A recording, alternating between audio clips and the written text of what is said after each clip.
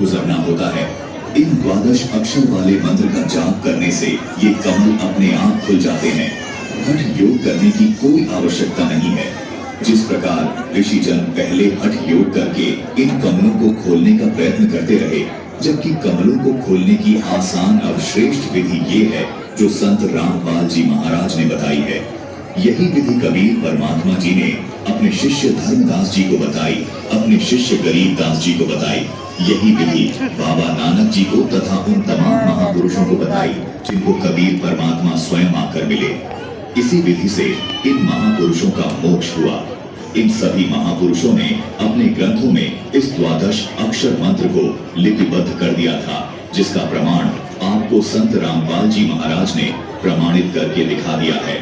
दर्शकों, विचारणीय विषय ये भी है कि यदि आज के वर्तमान धर्म गुरुओं के अनुसार यदि भक्ति साधना की जाए तो विश्व कल्याण नामुमकिन है, क्योंकि जो साधना मुस्लिम धर्म में बताई जा रही है वो हिंदू धर्म में तथा अन्य धर्मों में नहीं बताई जा रही। इसका मतलब हिंदू समाज का तथा अन्य धर्मों के लोगों का मोक्ष होना असंभव है। इसी प्रकार जो साधना हिंदू धर्म के धर्म बता रहे हैं वो साधना मुस्लिम धर्म व अन्य धर्मों में नहीं बताई जा रही। इसका मतलब मुस्लिम समाज के लोगों का तथा अन्य धर्मों के लोगों का मोक्ष होना असंभव है। वास्तव में सच तो ये है दर्शकों कि किसी भी धर्म के धर्म गुरुओं के पास विश्व कल्याण का तथा पूर्ण मोक्ष मार्ग का यथार्थ भक्ति का द्वादश अक्षर मंत्र नहीं है। केवल संत रामपाल जी महाराज ही विश्व में एकमात्र ऐसे संत हैं जो विश्व के संपूर्ण मानव समाज के लिए सभी धर्म ग्रंथों में प्रमाणित भक्ति को पूरे मानव समाज के लिए दे रहे हैं। इसी भक्ति से संपूर्ण मानव समाज का कल्याण हो सकता है। जैसे कबीर जी ने सभी धर्मों की पुण्य आत्माओं को ये सद्भक्ति देकर मोक्ष प्रदान किया, ठीक वैसे ही आज संत रामपाल जी महाराज हर धर्म के धार्मिक लोगों को ये यथार्थ भक्ति प्रदान करके मोक्ष का अधिकारी बना रहे हैं।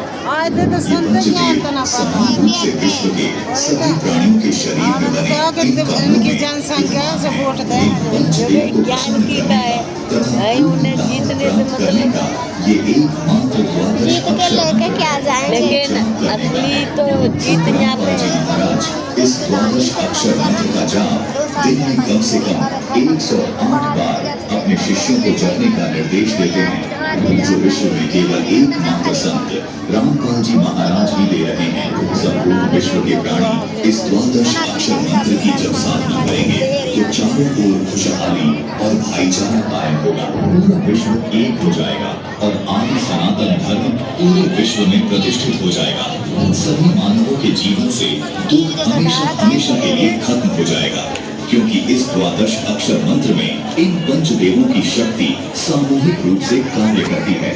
संत रामपाल जी महाराज के अथक प्रयासों से ये शास्त्र प्रमाणित ज्ञान तेजी से विश्व में फैल रहा है। आदि सनातनी पूजा के प्रथम चरण की ये भक्ति पंचदेव से मिलने वाले लाभों को प्रदान करने वाली है तथा संपूर्ण भक्त समाज के लिए संजीवनी है। आदि सनातनी पूजा के 3 चरण होते हैं। प्रथम चरण की साधना में इन पंचदेव की साधना के मंत्र होते हैं। उसके बाद दूसरे चरण की साधना, जो कि सनातनी पूजा भी कहलाती है, इसके मंत्र होते हैं ओम तत्। यहाँ तक सांकेतिक मंत्र है। उसके बाद तीसरे चरण की साधना आदि सनातनी पूजा कहलाती है। इसके मंत्र होते हैं ओम तत्सत। यहाँ तक और सत सांकेतिक हैं। भक्ति साधना के इन 3 चरणों को आप इस प्रकार समझें। जैसे प्रथम चरण की साधना, जो कि पंचदेव पूजा है, उसको आप प्राथमिक शिक्षा जाने, अर्थात 5वीं कक्षा तक की पढ़ाई जाने, जिसके पढ़ने से आपको आपके जीवन में केवल आंशिक लाभ प्राप्त होते हैं। लेकिन प्रथम चरण की ये साधना भक्ति मार्ग में बेहद महत्वपूर्ण है।